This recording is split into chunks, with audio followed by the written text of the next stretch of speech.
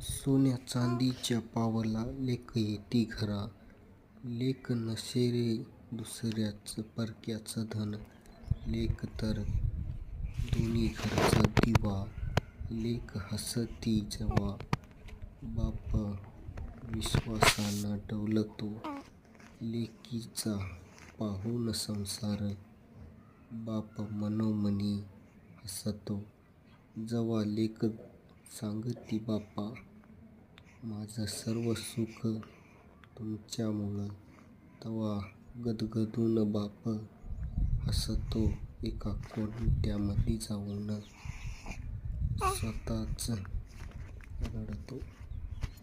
तिच्या जाण्याच्या वेळी अश्रू नयनाचे लपवितो. सार्थक झाले जीवनाचे जेव्हा लेक म्हणते, माझं सगळं चांगलं तुमच्यामुळं. माझी लेक माझा स्वाभिमान, हीच बापाचा खरा अभिमान.